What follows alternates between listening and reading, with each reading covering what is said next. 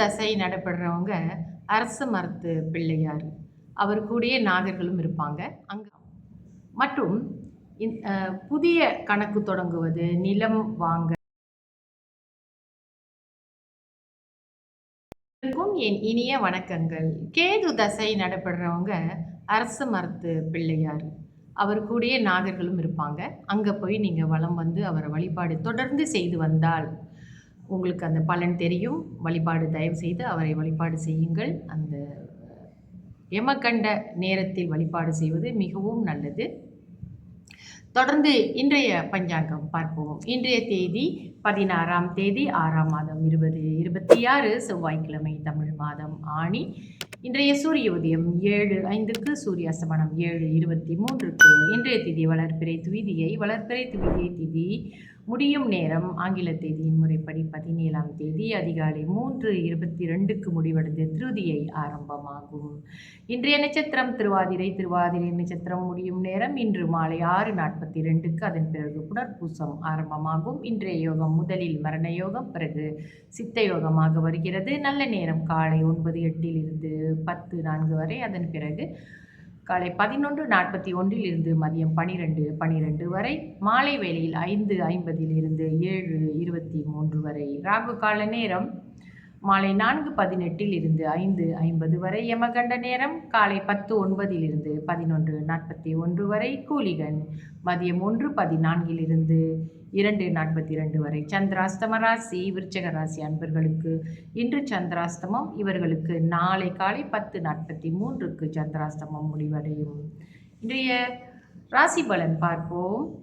மேஷ ராசிக்கு உயர்வு, ரிஷப ராசிக்கு தேர்ச்சி, மிதுன ராசிக்கு ஆக்கம், கடக ராசிக்கு நலம், சிம்ம ராசிக்கு சினம், கன்னி ராசிக்கு அசதி, துலாம் ராசிக்கு எதிர்ப்பு, விருச்சக ராசிக்கு துயரம், தனுசு ராசிக்கு அன்பு, மகர ராசிக்கு இரக்கம், கும்ப ராசிக்கு குழப்பம், மீன ராசிக்கு சோதனை. இன்றைய விசேஷம் சந்திர தரிசனம். தொடர்ந்து நம்ம சுப ஓரைகள் பார்ப்போம். இன்றைய சுப ஓரைகள்: சுக்கிர ஓரை காலை 9:08 10:09 வரை. புதன் ஓரை காலை 10:09 11:11 வரை. சந்திர ஓரை காலை 11:11 மதியம் 12:12 வரை. குரு ஓரை மதியம் 1:14 2:15 வரை. சுக்கிர ஓரை மாலை 4:18 5:20 வரை. புதன் ஓரை மாலை 5:20 6:27 வரை. சந்திர ஓரை மாலை 6:27 7:23 வரை.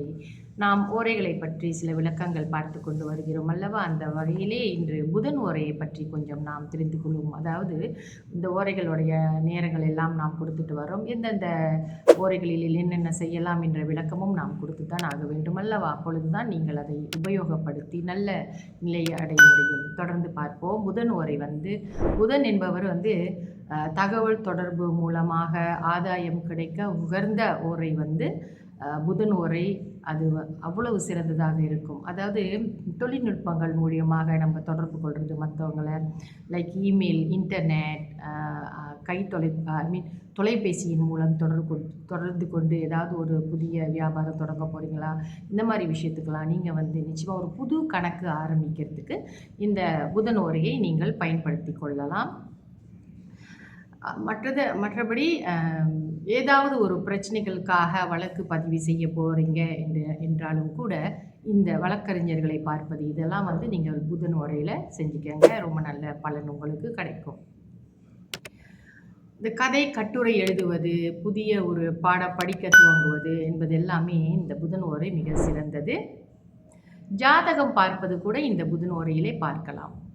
மற்றும் புதிய கணக்கு தொடங்குவது, நிலம் வாங்க, இதெல்லாமே கூட இந்த புதன் ஓரை சுபமான ஒரு ஓரை தான். ஆனால் இந்த பெண் பார்க்க விஷயம், திருமண விஷயம், பேச்சுவார்த்தை இந்த புதன் ஓரையில் செய்யக்கூடாது அப்படின்னு கூறப்பட்டிருக்கு.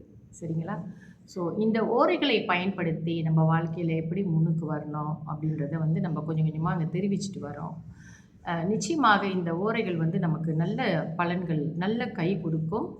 அது பயன்படுத்தி பார்க்கும் பொழுது தான் நமக்கு தெரியும். ஒரு நாள் 2 நாள் நம்ம அதை பயன்படுத்தி விட்டு, ஓரைகளை பார்த்து விட்டு அப்புறம் அதை பார்க்காம இருக்கிறது அப்படி கிடையாது. இது தொடர்ந்து செய்து பழக்கத்திற்கு கொண்டு பயன்படுத்தி பார்த்தால்தான் இந்த ஓரைகளுடைய அதனுடைய பலன்கள் நமக்கு எப்படி இருக்கும் என்று நம்மால் புரிந்து கொள்ள முடியும். தொடர்ந்து இதில் பயிற்சியில் நீங்கள் வைத்துக் கொள்ள வேண்டும். நன்றி, வணக்கம்.